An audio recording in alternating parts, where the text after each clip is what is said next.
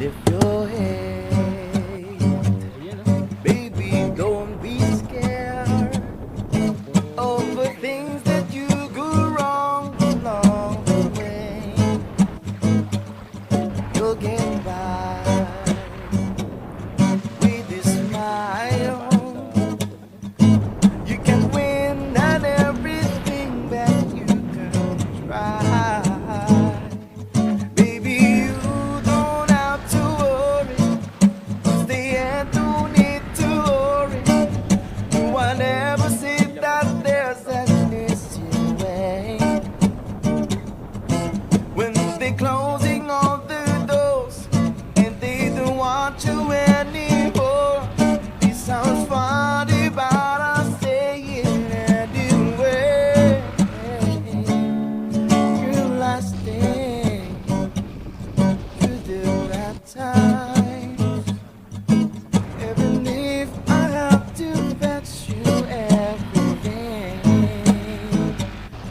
We'll get by with a smile.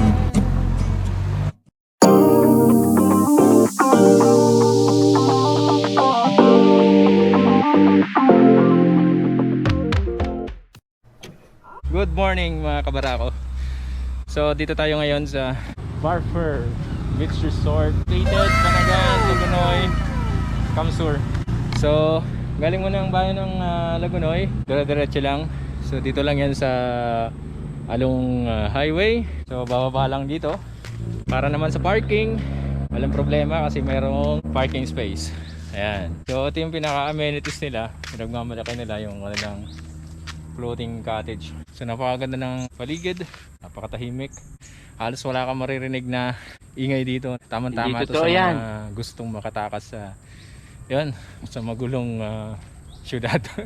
Napakaganda ng karbado dito. Ayan, oh. Ganda. Alright. Woo! Wag lang mag-overshoot. Yan, oh. Ganda. Alright. Ito pa, oh. Alright. Sana all. Yeah, I think very good naman yung daanan. Yan. Yan. Kita mo na agad yung dagat. Bubungad sa'yo yung reception. Itong bandang kaliwa. So dyan kayo mag-inquire kung magkano. So, on our experience, 20 pesos lang ang bayad per head. 10 and below walang bayad. So ayan. Pagdating dito, simentado naman yung hagdan. At saka napaka-safe din kasi mayroong hawakan. Alright, yan oh. Yun oh. Oops, yan.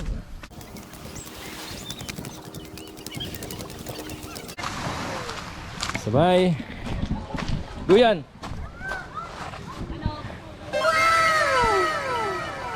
So nandito tayo sa isang malaking rock formation dito. Pero pinatulas na to ng panahon mga kabarako. Hindi totoo yan. Yan sila Mrs. Barako, sila tatay, mga bata. Wow. Meron ng floating cottage kaso nauna na silang mag-rent. Napakaganda rito. Ilan lang yung naliligo. So hindi pa masyadong nararating ng mga tao kaya napakatahimik, napaka-secluded. Yan o.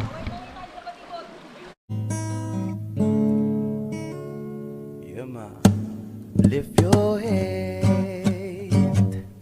Baby, don't be scared of the things that you go wrong along the way. You'll get by with a smile. You can win at everything that you can try. Baby, you don't have to worry, 'cause the end don't need to worry. No one ever said that there's an easy way. When they're closing all the doors and they don't want you anymore, sounds funny, but I say it anyway. You're lasting. So ayan mga kabarako, magtatanghali na pero banayad pa rin ang palo ng alon dito sa Dalampasigan. Ito yung sinasabi Hindi totoo ko yan. ng mga bato dito. Yung dalampasigan is not yung ordinary na mga buhangin, kundi mga ayun, parang mga combination ng mga bato-bato, mga pebbles, meron din mga corals. Alright, so timpla muna ng kape si nanay kasi malamig. Ito nga pala yung rent natin na cottage. Ayan, napakaganda oh. Yun oh. Ito yung ilang nagagandahang rock formations dito mga kabarako. Madulas. So ito yung mga iniiwasan dito. Ang tawag dito locally, ang tawag ay sisik. Matulis yan. So napakasakit yan sa paa. Ayan, napakasarap ng ano dito. Ito napakaganda ng rock formations na yun. Inukuha na ng alon. Dito sa part na ito napakalamig eh. Ito naman ang ganda ng laro ng tubig dito. Napakasarap pagmasdan. Parang kalmadong-kalmado.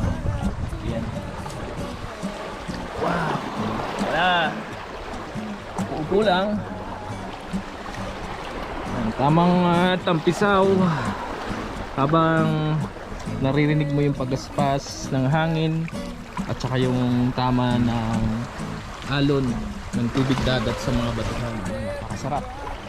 Meron nga rin pala tayo na renta na salvavida 50 pesos. Okay na yan, maghapon ng gamit yan mga kabarako. Kaya napakasarap sa mga probinsya, napakamura ng mga amenities pagdating sa mga ganitong mga lugar, no? Hindi totoo yan. Solo-solo natin yung dagat. Yung area na ito mga kabarako. Napakalinaw ng tubig eh. So kung madadayo kayo rito mga kabarako sa Kamsur, Bicol Region, 4th District of Province of Camarines Sur. So daanan nyo itong mga lugar na ito mga kabarako. Oops, medyo madulas nga lang. Oo nga pala, may mga sisi dyan. Baka madali tayo. Paapa naman tayo. Alright, ito lang tayo. Yan, this is Barako in the house. Ganda pala yung ganyang beach mga kabarako. May mga bato. Hindi siya yung normal na mga buhangin, karaniwang normal na buhangin sa mga dagat, kundi mga bato. Ayan oh.